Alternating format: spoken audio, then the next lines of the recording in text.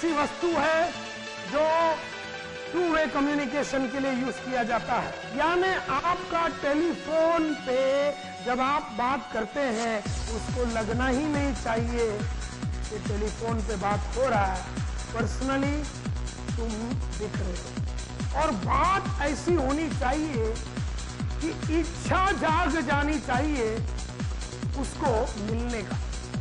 World wide जब हम लोग इंश्योरेंस बेचने को जाते हैं या कोई भी प्रोडक्ट बेचने को जाते हैं, कस्टमर विल ऑब्जेक्ट, और जैसे ही कस्टमर ने ऑब्जेक्ट किया आपका सेल्स शुरू हो गया।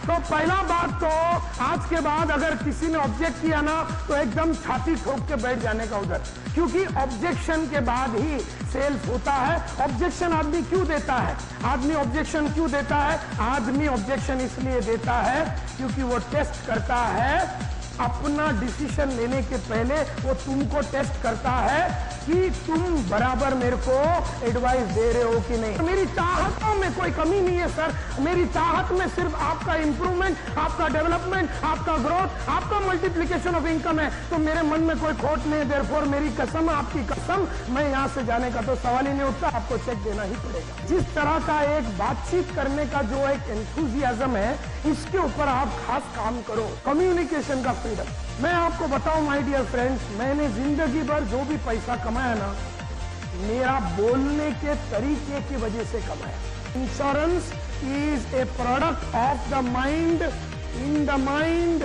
For the mind. Insurance is a product that cannot be touched, cannot be smelled, cannot be felt, cannot be tested, cannot be seen. Closing होगा नहीं, क्लोजिंग होगा नहीं। उसका सिस्टम है, पहला चड्डी डालने का, बाद में बनियान डालने का, बाद में शर्ट डालने का, बाद में पैंट डालने का। उन्हें प्रोसेस प्रोबिंग क्यों करे?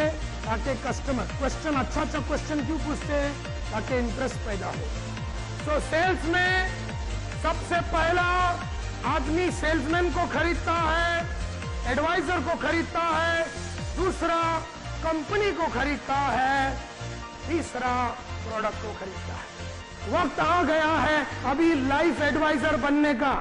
उस सोच के लिए हम लोग मेंटरिंग करते हैं। लैक ऑफ मोटिवेशन, कोई अपने को मोटिवेट ही नहीं कर सका कि तू कर सकता है, तेरे में वो दम है, तेरे में वो एबिलिटी है, तेरे में वो कैपेसिटी है, तू कर सकता। अपने को धक्का मारने वाला कोई था ही नहीं। हम तो इंतजार में थे कि कोई कुत्ता आके धक्का मारेगा, और हमने तो कभी पैसा देके किसी को धक्का मारने के लिए रखा भी नहीं। तो पैसा देके नहीं रखा तो वो आया नहीं, और फ्री में कोई आता नहीं है तो मैं तो उधर ही बैठा हूं। यस मैं सिस्टम डालूंगा, यस मैं प्रोसेस डालूंगा, यस मैं सही आदमी को लूंगा, यस मैं एक्सपेंड करूंगा, यस मैं नया प्रोडक्ट लाऊंगा, कभी ना कभी करूंगा, मरने के पहले करूंगा। लेकिन वो मालूम ही नहीं था कब करने का, डेट डाला नहीं था, करने का क्या किसी ने बताया नहीं। एंड देयरफॉर मेरे ही धुनकी में, मेरे ही नशे में, मेरे ही पागलपन में मैं ऐसी बैठा रहा, वही बस स्टॉप में कई साल से खड़ा हूं। बहुत सारे बिजनेसेस, हजारों बिजनेसेस चालू होते हैं, लेकिन कई बिजनेस से जो जमीन से उठते ही नहीं। The reason why we miss the bus is the power of intent. Individual grow नहीं होना चाहता है, लेकिन एंटरप्राइज को तो ग्रो होना ही है। इंडिविजुअल बदलना नहीं चाहता, लेकिन एंटरप्राइज को तो बदलना है ही। इंडिविजुअल टेक्नोलॉजी लाना नहीं चाहता, लेकिन एंटरप्राइज तो मार्केट में खड़ा है, उसको तो नया टेक्नोलॉजी लाना पड़ेगा। इंडिविजुअल नया प्रोडक्ट नहीं लॉन्च करना चाहता, लेकिन मार्केट में खड़ा हुआ एंटरप्राइज को तो नया प्रोडक्ट लॉन्च करना ही पड़ेगा। इंडिविजुअल लोन लेना नहीं चाहता, लेकिन मार्केट में खड़ा हुआ कंपनी को अगर लोन लेना पड़े एंटरप्राइज को तो लेना पड़े। इंडिविजुअल छोटा सोचता है, लेकिन एंटरप्राइज को तो बड़ा सोचना पड़ेगा। इंडिविजुअल देना नहीं चाहता है कंट्रोल, लेकिन एंटरप्राइज को ग्रो होने के लिए कंट्रोल तो तेरे को छोड़ना पड़ेगा बापू। स्केलिंग अप के लिए दूसरे क्वालिटीज लगेंगे जो तुझे धंधा चालू करने के बाद पढ़ लिख के समझना पड़ेगा। एंटरप्रेन्योरशिप का मतलब है कि बिजनेस चालू करने के लिए जो क्वालिटी लगता है और बिजनेस को ग्रो करने के लिए जो क्वालिटी लगता है, दोनों भाई अलग है। जैसा इंडिविजुअल और एंटरप्राइज अलग है, इंडिविजुअल और एंटरप्राइज को मिलाना नहीं चाहिए। इसी तरह से धंधा चालू करने के लिए कुछ क्वालिटियां लगते हैं, लेकिन धंधे को एक्सपेंड करने के लिए जो क्वालिटियां लगते हैं, जो कैपेबिलिटी लगता है, जो सोच लगता है, जो कमिटमेंट लगता है, जो अंडरस्टैंडिंग लगता है, जो स्ट्रेटजी लगता है, वो स्ट्रेटजी अगर तेरे पास नहीं है तो तू धंधा तो चालू कर देगा लेकिन धंधे को ग्रो नहीं कर सकेगा। और धंधे को ग्रो नहीं करने का मतलब है कि तूने बस मिस कर दिया। तो एंटरप्रेन्योर का काम है रिस्क लेना, डिसीजन लेना, धंधे को आगे बढ़ाने का, टेक्नोलॉजी को ओके बोलना, धंधे में आगे बढ़ने के लिए जो लोग लगेंगे उसके लिए ओके बोलना, हर चीज के लिए ओके ओके ओके बोलने का। तो लीडर लोग का काम है लोगों में प्रोत्साहन लाना, लोगों की सोच को बदलना, उस चेंज को इंप्लीमेंट आसानी से और बढ़िया तरीके से करवाना।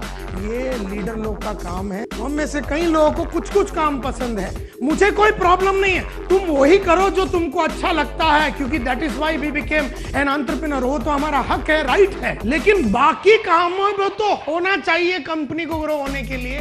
वो कामों के लिए तुझे नहीं आता बोल के तू नहीं करता रहेगा, तुझे नहीं आता बोल के वो काम नहीं हो रहा, ऐसा नहीं होना चाहिए। वो नहीं आता तो किसी और को लेके आ जिसको वो काम आता है। जब तू प्रोडक्शन देख रहा, बाकी 7 डिपार्टमेंट आगे बढ़ रहे हैं, और यानी प्रोडक्शन तो तू ही देख रहा, वो आगे बढ़ रहा, बाकी 7 दूसरे आदमी देख रहे, तो ऑटो आगे बढ़ रहे हैं। ऐसा तो कंपनी बनता है। मेरा काम है आपको एक विजन दिखाना कि आप कहां तक पहुंच सकते हैं मरने के पहले बताना। If the heart is in the profit, आप अच्छे टैलेंट को कभी अट्रैक्ट नहीं कर पाएंगे। Heart is on market value. जिसका heart is on market value, the focus is always on the customer.